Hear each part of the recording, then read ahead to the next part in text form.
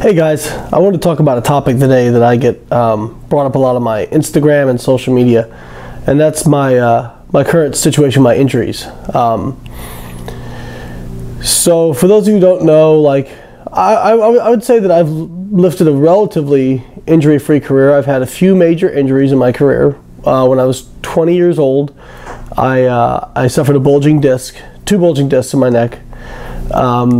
When I was 27, I tore my right pectoral completely away. Recently, this past year, I suffered 2 herniated discs in my neck. Some kind of, we're not sure what it was in my hip, but probably some kind of strain or tear. And then now I'm dealing with a herniated disc in my lower back and a bulge disc in my lower back. And obviously I've encountered people who were quite critical of me. I've addressed that criticism in that the way I train was what was required to get to that level, the level I was at. And that level of training comes with risk. To train the way you need to train to compete at a world level, there's always going to be a lot of risk. And that goes for any sport. Like I said, you know, baseball, football, basketball, everybody suffers injuries, okay? So I count, I think 4 major injuries in my training career, and I've been training since I was on and off, but consistently since age 17, so that'd be 18 years. So basically, once every 4.5 years, I get an injury. For how hard I train, I'd say that's not too bad. Would I like that number to be 0? Absolutely. But you know, when my first injury, my neck injury, I had a doctor tell me that I might never be as strong as I once was. That had been easy to digest that and just quit. I went to work on rehab, came back 6 months later, was setting PRs. I tore my pec completely away within the muscle, not bone not tendon from bone, but within the muscle itself. Was told by one surgeon that it was not even worth getting repaired because there was no way to do it. Finally found one who would do it, named Dr. Michael Corcoran at Oak Orthopedics in Kankakee, Illinois. I'll give him a shout out. Amazing surgeon. He was able to fix it, but it was an 18-month recovery period. 18 months. And I remember waking up from the surgery and looking at the nurse and still being drugged up and saying, "How did it go?" And she said, "It went well." And I didn't hear anything else she said, because as soon as she said it went well, I knew it didn't matter how long it took, I would be back. And then I came back from the hip and neck injury. I grinded through a chronic low back issue before Arnold and the Worlds in 2015 to set a world record at the time in squat. And then obviously I had the hip and neck issue I talked about. I came back from those and was about back to my peak numbers, and then had the low back injury. And since then I've had to watch people on social media tell me I should retire, tell me what I'm doing is ridiculous and stupid. I still can't. I probably could squat and deadlift right now. I'm feeling pretty good in my low back, but I really want to give it enough time to heal. My goal is nationals in 2017 for USAPL if I can. And, you know, I think I'll address those people. It's not your job to tell me when I'm done.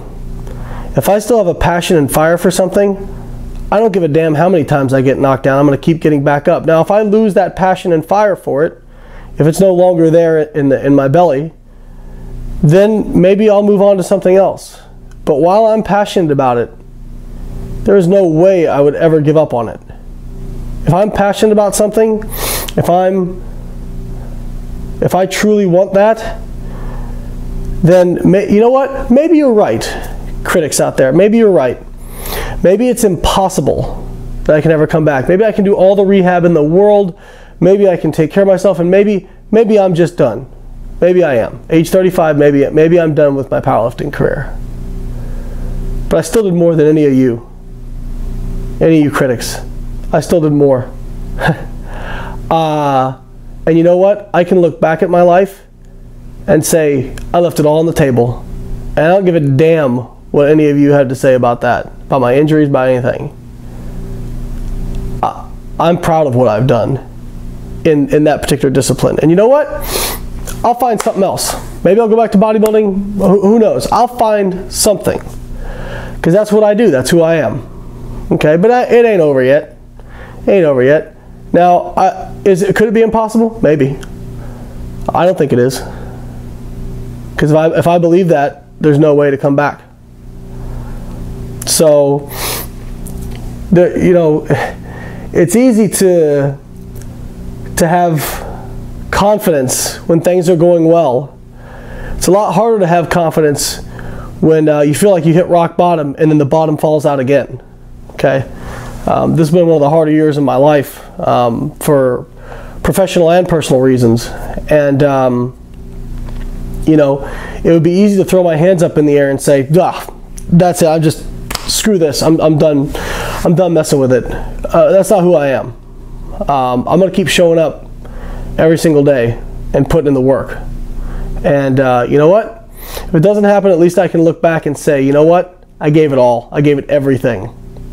Les Brown said that when you get to the end of your life, all the unfulfilled ideas and dreams you have will stand around your deathbed with angry eyes, telling you, why did you forsake us? Only you could have given us life, and now we have to die with you. I don't plan to have any ghosts around my bed. I plan to give everything. I don't want to look back and say, I wish I did more with my life. Competitively, professionally, whatever. I could give everything. Okay? And I want to leave you guys with a quote. And I'm recording this because I'm sure some of you all are going through, whether it's injuries or any kind of setback in your life. I'm sure maybe this can help you. But I want to leave you critics with a quote from Theodore Roosevelt, President Theodore Roosevelt. And this quote is one of my favorites of all time, and it really highlights how I feel. It is not the critic who counts, not the man who points out how the strong man stumbled, or where the doer of deeds could have done them better.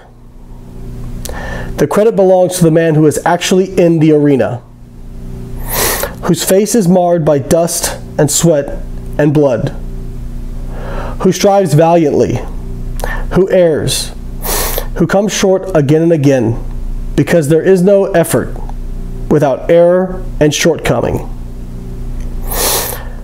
but who actually does strive to do the deed, who knows great enthusiasms, the great devotions, who spends himself in a worthy cause, who at best, in the end, knows the triumph of high achievement, and who at the worst, if he fails, at least fails while daring greatly, so that his place shall never be with those cold and timid souls who know neither victory nor defeat.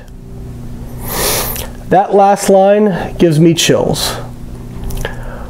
I would rather try and fail than not try at all, which is where most people live. Les Brown says that most people fail in life not because they aim too high and miss, but because they aim too low and hit. I do not plan to be with those cold and timid souls. I do not plan to be a critic. I plan to be in the arena. I hope to see you there.